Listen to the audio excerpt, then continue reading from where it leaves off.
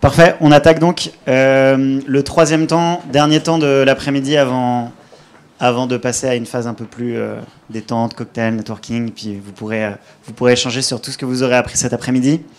Donc on n'accueille pas deux personnages, mais bien trois. On accueille Guillaume, Fabien et puis Denis. Donc Guillaume qui sera plutôt là pour nous parler de la stratégie de Clarins et puis de très concrètement quels sont les projets qui ont pu être financés.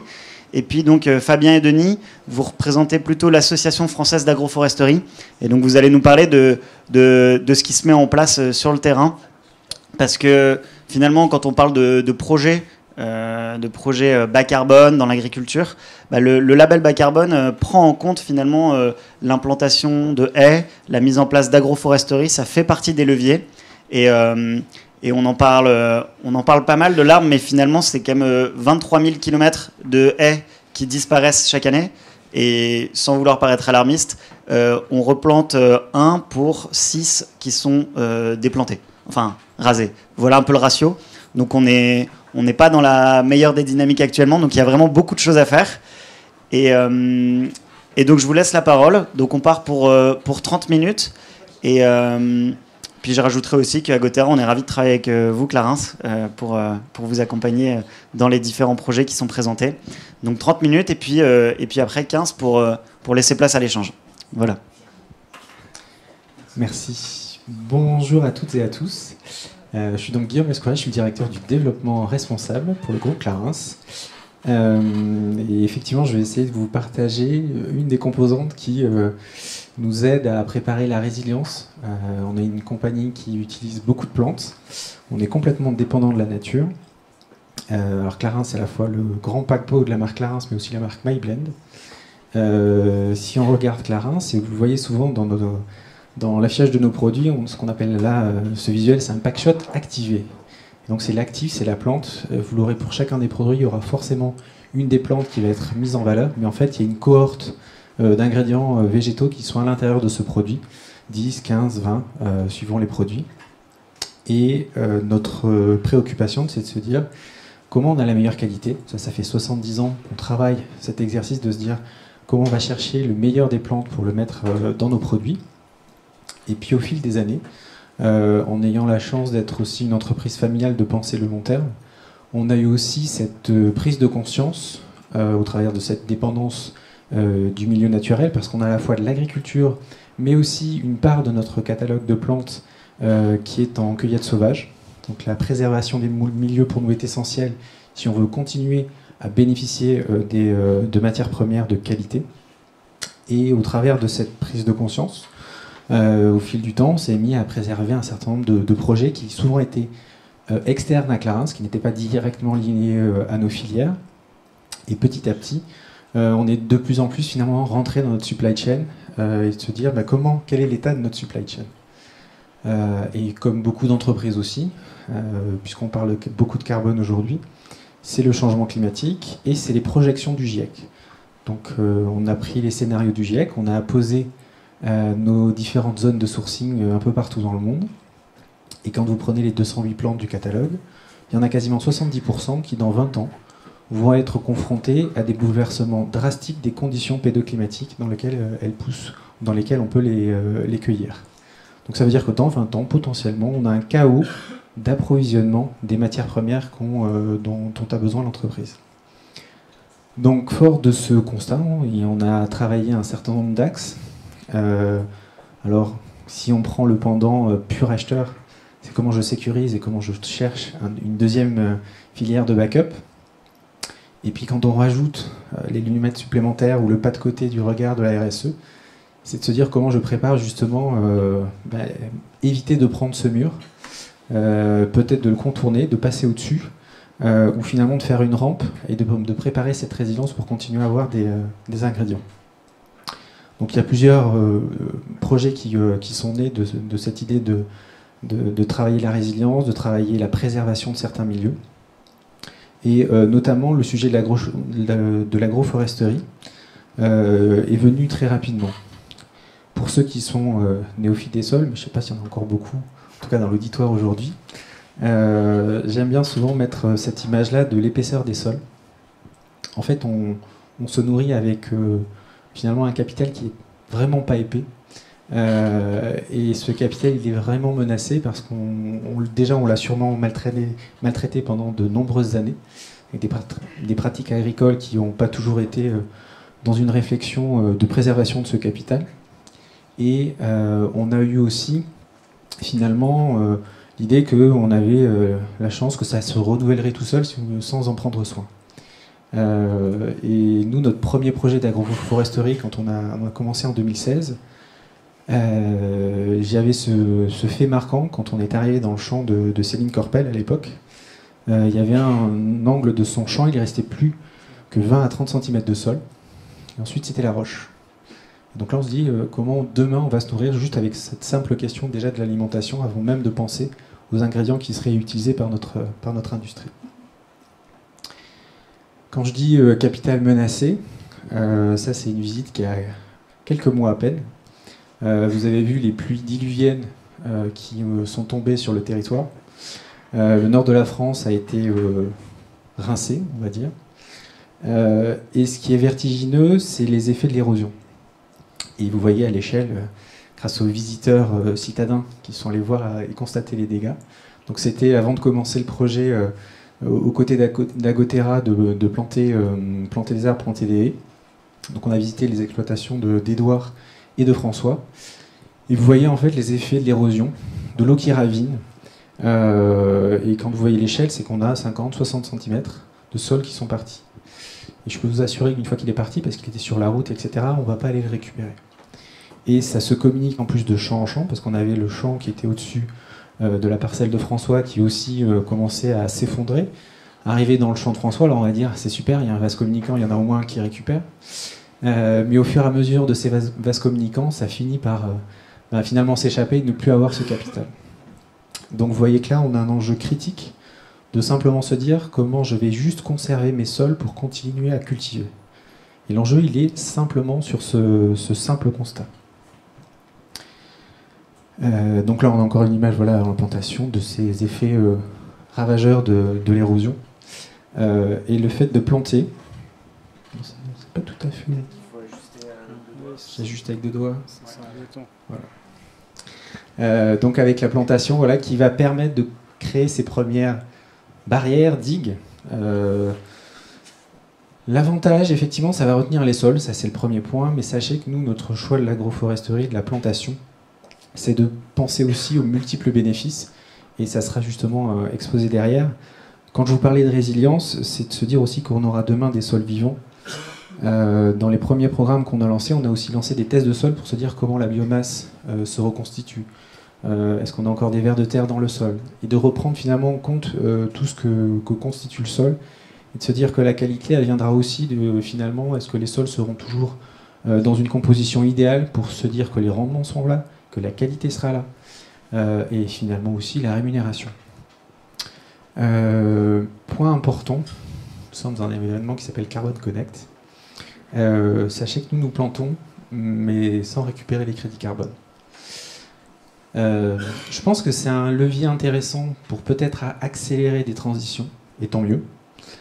Je reste convaincu, et c'est la position de Clarins, que nous avons besoin aussi de toute façon de planter coûte que coûte, d'améliorer l'état de nos champs, de mieux payer nos agriculteurs, sans forcément jouer la mécanique de la compensation. On a d'autres leviers de réduction aussi dans notre chaîne de valeur.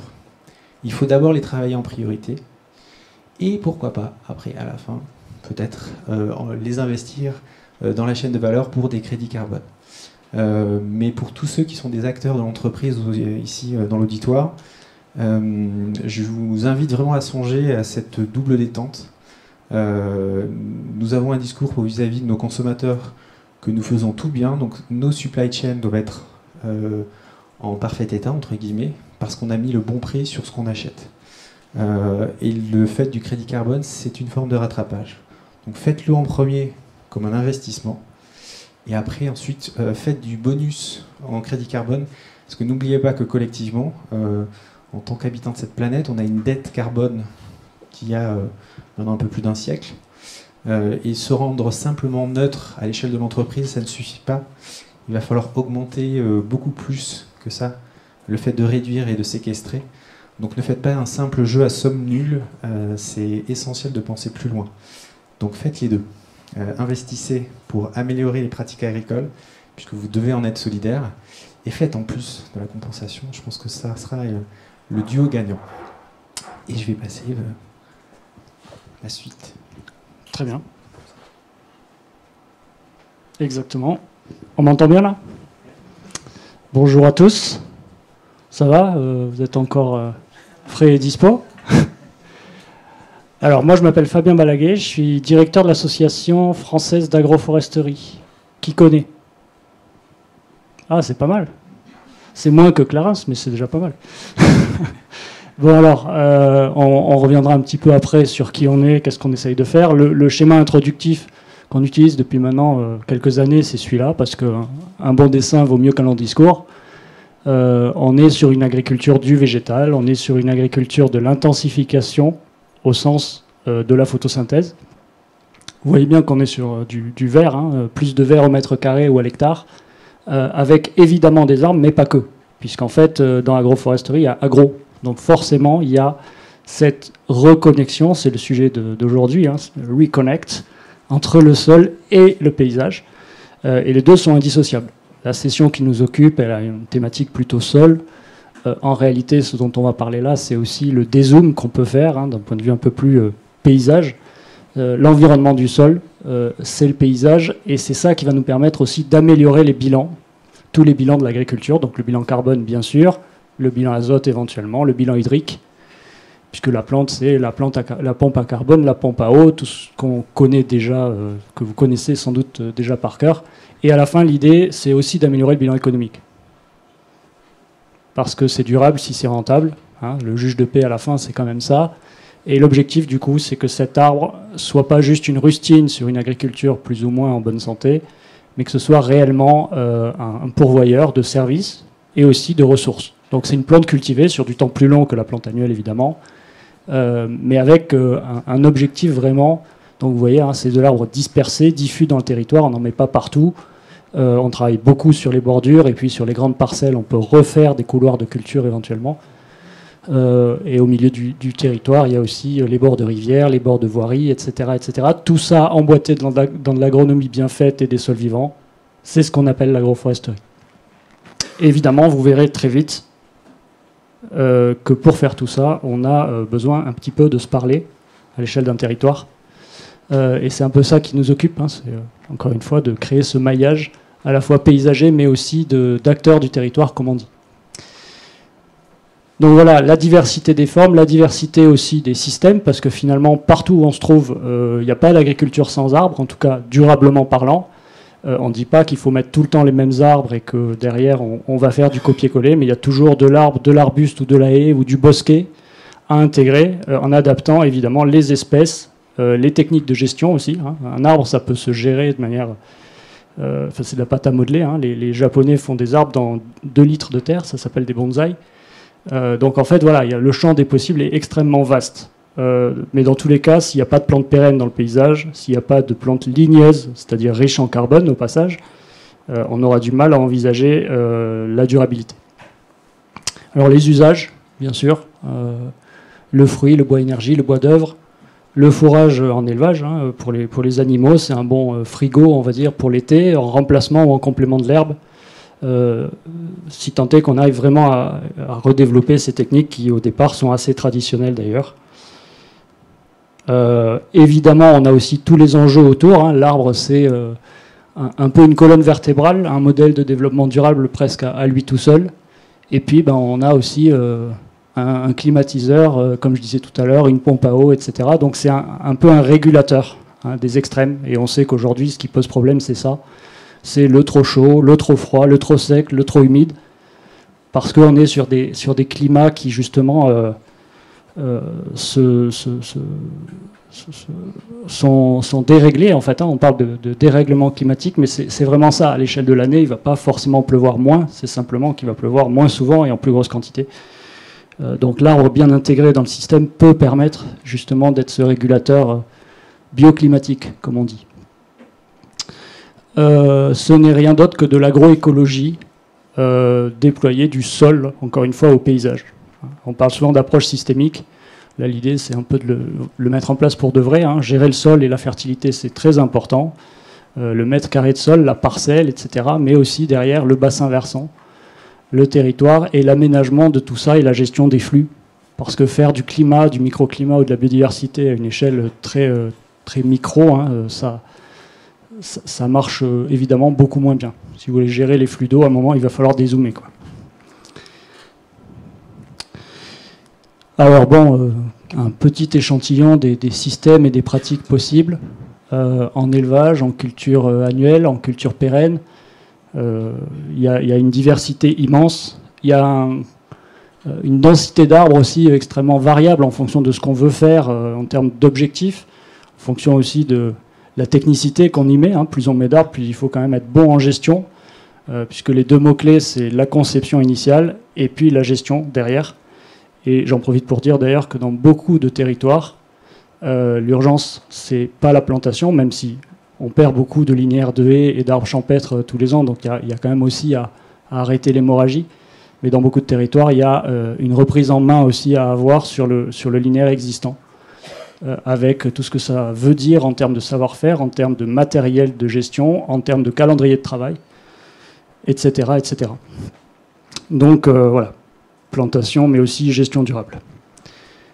Donc l'association française d'agroforesterie, son objectif depuis 2007, donc on est presque majeur, son objectif c'est ça, c'est simplement de développer vraiment sur le terrain l'approche technique auprès des agriculteurs, auprès des collectifs divers qu'on connaît aujourd'hui dans le développement agricole. Développer l'agroforesterie, évidemment permettre aussi la création de la connaissance, puisque cette agriculture se réinvente, on va dire, chaque jour qui passe sur le terrain. Et donc l'idée, voilà, c'est un peu de faire de la recherche-action aussi au milieu de tout ça, pour avancer plus vite et plus loin, tous ensemble. Évidemment, au-delà de ça, il va aussi y avoir la question du financement sur laquelle on va revenir. La demande des agriculteurs, c'est toujours les deux grands axes. Qui peut m'accompagner pour accomplir la transition et comment je fais pour financer? Parce que vous connaissez l'histoire, la trésorerie des exploitations, elle n'est pas délirante aujourd'hui. Et donc, il y a un enjeu aussi sociétal à accompagner tout ça. Bon, ça, c'est la manière dont on est réparti un peu en France. L'objectif, c'est pas d'être partout en direct, c'est d'avoir un réseau d'acteurs à partir des bases où on est chez nous, en l'occurrence, les 4 points que vous voyez sur cette carte. Mais encore une fois, comme toute association, on associe et on ne travaille jamais tout seul, quel que soit le territoire et la thématique. Alors, sur le projet, en l'occurrence ici avec Agoterra et Clarins, on a travaillé avec une structure locale qui s'appelle Poulet Arbre, qui finalement n'a pas pu venir, donc on les excuse. Si, ils sont là. Bonjour. Est-ce que vous voulez venir présenter Poulet Arbre? Oui, bon, alors moi, je ne suis pas le mieux placé, je pense, pour vous présenter très spécifiquement, mais c'est une des structures locales avec lesquelles on travaille. Et encore une fois, l'ambition, c'est de faire du local et du national correctement emboîtés l'un dans l'autre, parce que le développement agricole, ça marche quand c'est local. On le sait. Là, je vais passer la main à mon collègue Denis, qui est le bras droit sur l'opérationnel et l'accompagnement des agriculteurs, notamment la partie appui technique et financement. Merci. Moi, je suis Denis Herral, je suis responsable du fonds AFTER, donc pour agroforesterie et territoire au sein de l'Association française d'agroforesterie. Et c'est un fonds qui accompagne des agricultrices et des agriculteurs dans leur projet de plantation agroforestière. Et pour ce faire, du coup, il y a beaucoup d'agriculteurs qui nous contactent en permanence et qui ont besoin d'être accompagnés. C'est pour ça qu'on travaille avec tout un réseau de structures accompagnatrices et d'associations comme Poulet Arbre, qui intervient surtout dans les départements du nord de la France, et pour accompagner au mieux les agricultrices et les agriculteurs qui nous ont contactés, et aussi pour toujours partir de leurs besoins sur leur ferme, si c'est les sols, si c'est plus les pollinisateurs, le complément fourrager, ou tout en même temps, Et l'idée, c'est vraiment d'accompagner des projets de plantation identifiés et qui répondent aux besoins de chaque ferme et de chaque agriculteur et qui sont accompagnés aussi dans le temps long, en fait. Et c'est pour ça qu'on s'appuie aussi sur tout un réseau de techniciens nationaux et aussi des techniciens qu'on a formés en interne via l'école française d'agroforesterie qu'on a montée il y a 2 ans, qui forme au métier de technicien et conseiller agroforestier, justement pour s'appuyer sur des gens qui connaissent le territoire et qui pourront adapter les projets, les séquences de plantation, les schémas, les espèces et tout ça. Et qui vont aussi suivre tous les projets qu'on accompagne pendant 3 ans. Donc, quand on reçoit des demandes, on met en lien, on nous remplit les diagnostics agroforestiers et des présentations de la ferme. Et moi, mon travail, c'est aussi de compiler tout ça et de trouver des financements pour ces projets, comme le projet de François qu'on va présenter juste après via l'entreprise Clarence. Donc, présenter la ferme, présenter les enjeux, présenter les schémas de plantation et quel est le projet global. Et ensuite, donc, il y a toute la phase de réalisation du chantier de plantation par l'agriculteur. Et après, moi, mon rôle et le rôle du Fonds After, c'est de verser la subvention qu'on a allouée, qui est financée par des entreprises privées via leur politique RSE et aussi via les dispositifs de mécénat, puisque l'Association française d'agroforesterie est aussi reconnue d'intérêt général. Et on essaye aussi toujours de travailler avec un réseau national d'entreprises et aussi un réseau local, justement pour connecter les agriculteurs, les consommateurs, puisque aussi les entreprises sont aussi consommateurs des produits qui sont produits sur le territoire. Donc on essaye de mailler tout ça, et c'est mon rôle aussi de faire le suivi du versement de la subvention et le suivi que aussi les projets sont bien suivis pendant 3 ans après la plantation, comme on va le présenter sur le cas spécifique du projet de François. Donc le projet de François, c'est une ferme qui produit donc des pommes de terre, du lin, de la betterave, du pot de conserve, de l'orge d'hiver et du colza. Et il y avait surtout une problématique liée au problème des sols. Et en l'occurrence, c'est l'association Poules et Arbres, avec qui on a des liens historiques, qui nous a soumis ce projet.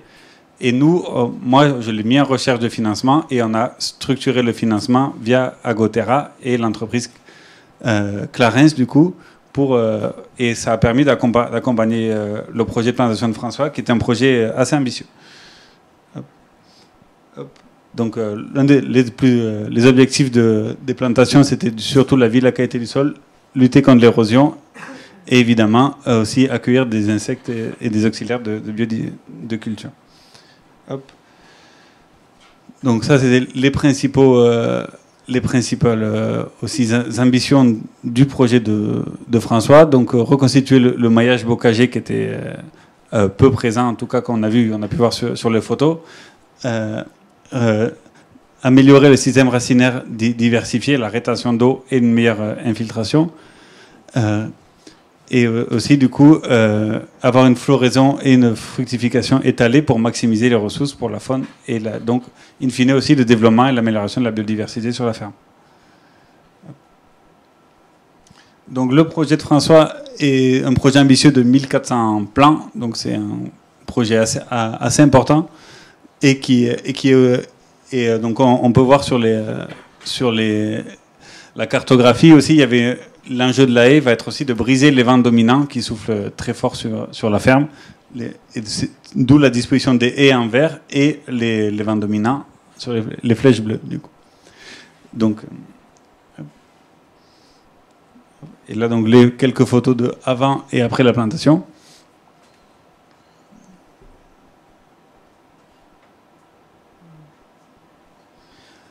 Et donc, l'intérêt aussi du fonds After et d'être accompagné par une structure comme Poules et Arbres, c'est aussi qu'il y avoir un suivi personnalisé des projets.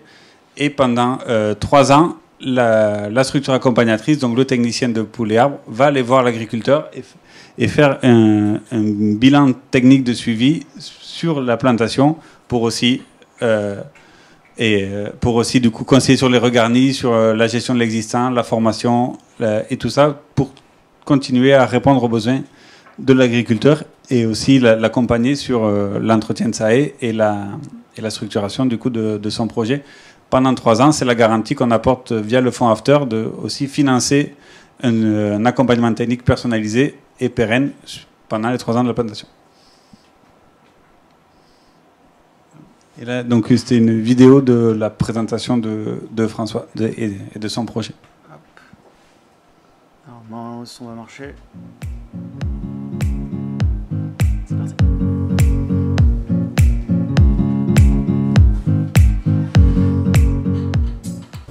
Je m'appelle François de Bavelard, je suis agriculteur donc, en polyculture, donc en système grande culture dans le Pas-de-Calais à Montrier.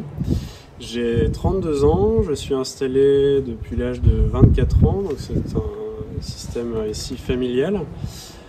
Diverses cultures, céréales, betteraves, petits pois, du lin textile et des pommes de terre de plant. Moi, mon gros point ici sur la ferme, c'est la limite de l'érosion. C'est un gros point, on est vraiment concerné là-dessus, c'est un enjeu majeur. J'ai commencé il y a quelques années sur un petit pas à mettre du miscanthus, donc l'herbe des éléphants, pour freiner petit pas par petit pas. Le second pas maintenant, donc, ça va être de mettre des haies pour justement renforcer en fait, le système racinaire, fait l'effet butoir pour l'eau, pour stopper ça.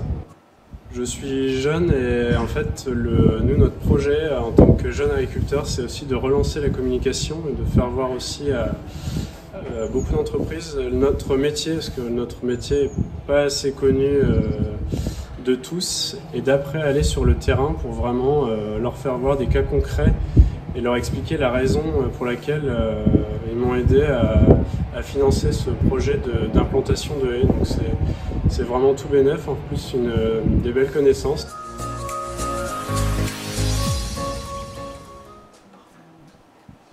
Bon, on est parfaitement dans le timing, parce qu'il manque une slide. Voilà. C'est pas normal. C'est ça le timing. Non, juste après. Tac. C'était ça? Ouais. Du coup, là, c'est un léger QR code pour pouvoir échanger les contacts. Et si ça vous intéresse aussi, du coup, pour vous investir pour l'agroforesterie et soutenir comme Clarence des projets agroforestiers de votre territoire. Et aussi pour être tenu informé de la newsletter et des nouvelles informations du fonds After. Voilà, là on peut passer aux questions. Merci. Un petit mot de poulet. Bonjour à tous, donc Guillaume Rodier, juste en quelques mots, je suis président de l'association Poulet Arbre. Comme vous n'avez pas pu la présenter exactement, en quelques mots je vais vous expliquer. Donc on est une association d'éleveurs principalement et d'agriculteurs. On est géré, donc c'est les agriculteurs et les éleveurs qui se gèrent, et notre leitmotiv c'est vraiment de prendre en main notre transition agroécologique. Je crois que c'est là que notre modèle est intéressant. Seulement, on s'est vite rendu compte que c'est génial quand on veut planter des arbres. Moi-même, j'ai planté 2500 arbres. Mais quand vous prenez un papier, c'est où est-ce que je les mets, quels arbres je mets, où je les mets, comment, pourquoi, quelles essences. En fait, on se pose énormément de questions. Et là, c'est ouais, super, je veux planter des arbres, mais en fait, je ne sais pas faire. Parce qu'on est paysan et on n'est pas forestier. Donc l'association est née pour ça, vraiment, pour accompagner les agriculteurs et les éleveurs qui souhaitent planter. Donc voilà, donc on agit dans le quart nord-est de la France principalement, jusqu'à la Normandie aussi un peu. Et donc on donne des formations, on met en lien, on aide à monter les dossiers de subvention, on met en lien avec d'autres acteurs, d'autres financeurs, de manière à donner vraiment, à permettre d'avoir des compétences pour savoir et accompagner les agriculteurs dans ceux qui ont envie. Avoir envie c'est bien, mais si vous n'avez pas d'accompagnement derrière, ben, l'envie s'échappe. Voilà. Donc principalement notre leitmotiv. Un petit mot également, donc Poulet et Arbre. Donc on est à la recherche également de gens ou d'entreprises qui veulent bien nous accompagner sur le financement évidemment. On agit beaucoup dans les poules parce qu'il y a énormément de poules alternatives, d'élevage de poules alternatives qui se sont montées, donc avec des grands parcours. Et ces parcours, il est important de les arborer pour le bien-être animal, pour l'image qu'on renvoie de la filière, et également pour le carbone et tout ce qui s'ensuit. Voilà, donc poulet, arbre, on dit souvent, moi je dis souvent, les arbres c'est la clim de mes poules. Voilà, il y en a eu plusieurs évocations tout à l'heure, vraiment l'aspect température est très important, et je crois que c'est une des choses qui nous anime et qui permet à beaucoup de faire le pas vers l'agroforesterie. Voilà. Mais depuis, on développe également, on accompagne également, fort de notre expertise, on accompagne également des projets bovins et céréales aujourd'hui. Voilà.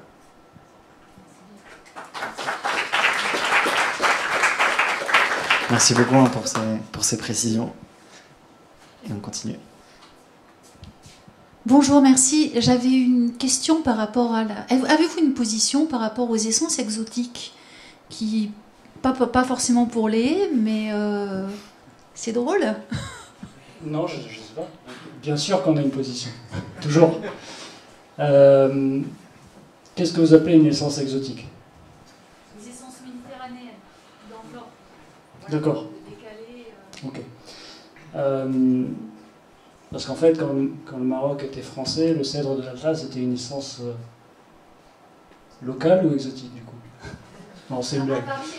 Oui, on est bien d'accord. Donc, bien sûr, blague à part, bien sûr qu'on prend en compte les contextes pédoclimatiques et on prend en compte la flore locale, qui est déjà quand même suffisamment diversifiée.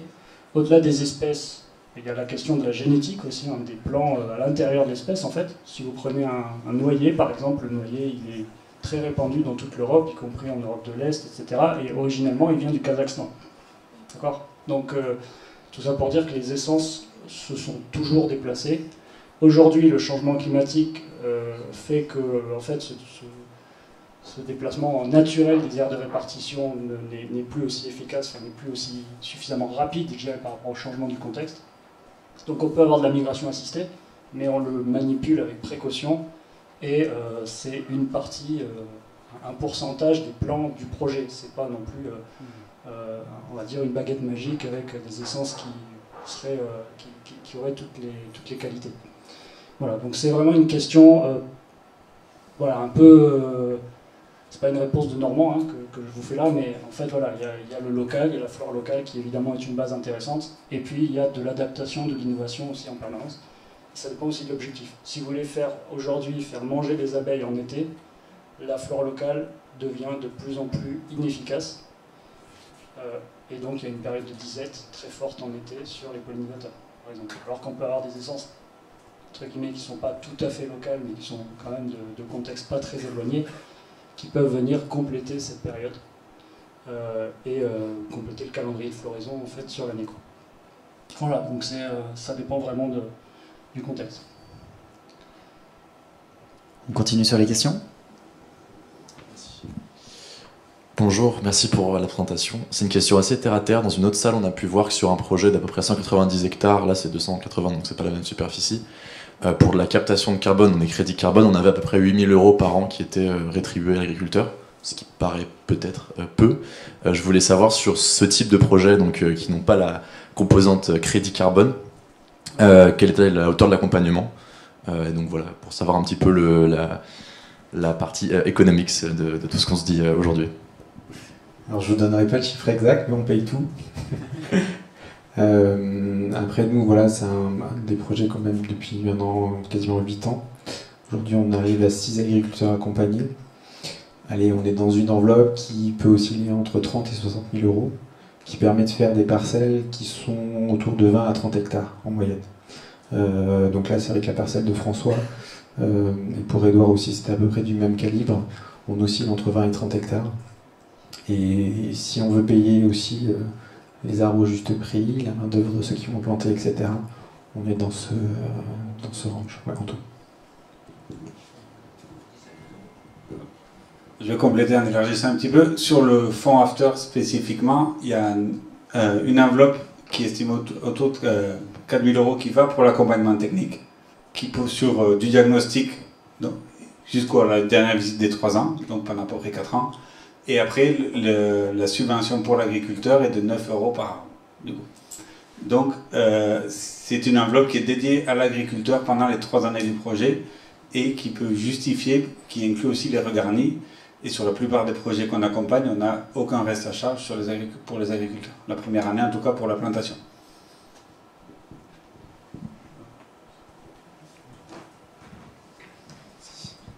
Bonjour.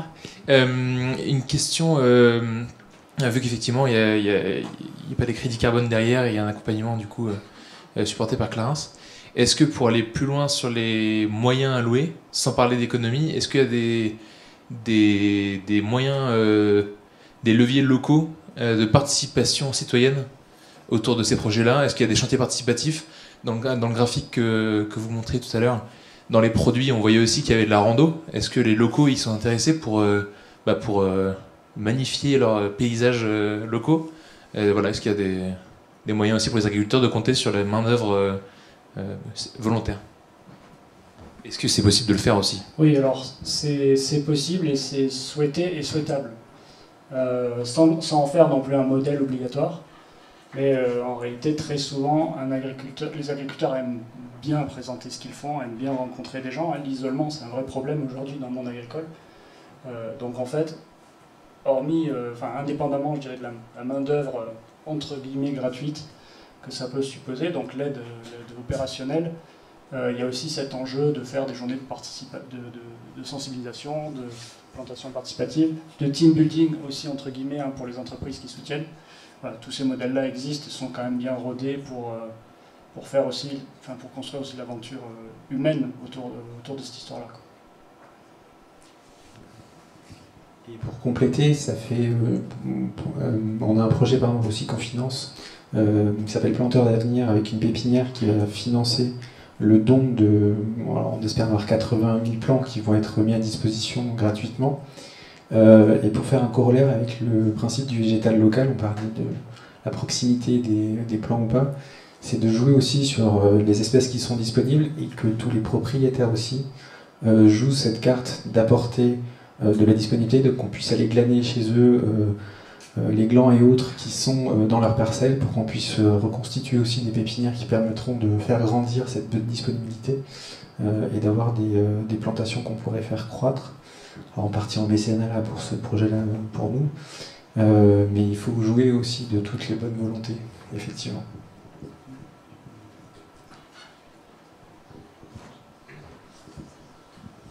Oui, bonjour. Une petite question, vous avez dit au tout début qu'il y avait certes de la replantation mais beaucoup de dégradation de haies. Du coup, est-ce que vous avez pendant aussi dans vos actions de sensibilisation, d'aide au maintien et finalement pour arrêter l'hémorragie, quoi? Je fais un début de réponse.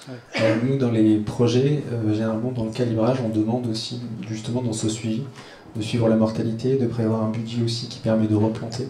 C'est un enjeu d'entretien, de suivi, qui est essentiel. Ça ne s'installe pas tout seul, ça ne vit pas tout seul. C'est dans le quotidien de l'agriculteur.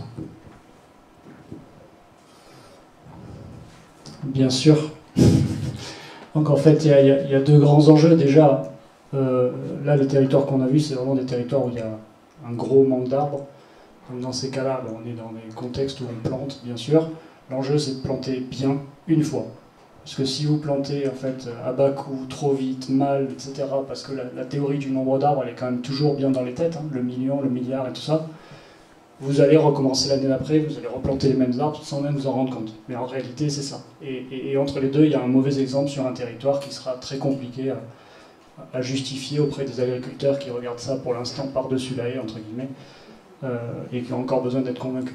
Donc, la qualité au départ, et des plantations, et après, évidemment, dans des territoires où il y a déjà du linéaire, et c'est le cas dans tous les territoires d'élevage, par exemple, etc., il arrive même qu'on dissuade un peu l'agriculteur de planter tout de suite, et qu'on l'encourage à aller reprendre la main sur l'existant, parce que très souvent, on a plusieurs kilomètres de haies sur une exploitation, et quand on demande qu'est-ce que tu en fais, est-ce que tu le gères, est-ce que ça t'apporte quelque chose, etc., on dit ben non, moi j'ai hérité de ça, je la taille au carré tous les ans, elle passe au coiffeur, et voilà quoi.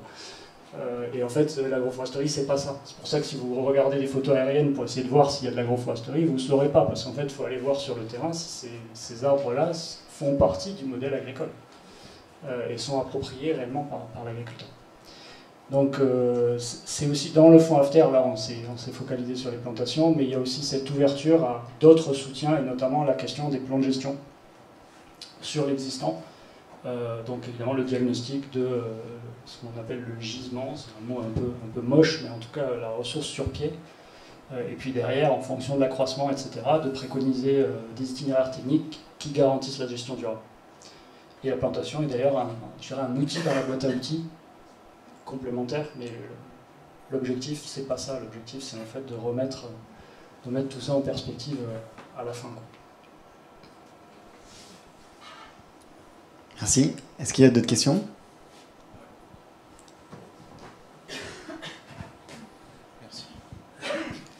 Merci pour la présentation. Et oui, une petite question, c'était pour être sûr de mieux comprendre un peu les rôles de chacun, parce que c'est vrai que j'ai l'impression que vous êtes pas mal d'acteurs à graviter autour du projet, et j'ai du mal à voir vraiment qui intervient à quel moment et sur quel périmètre de responsabilité, quel est son rôle.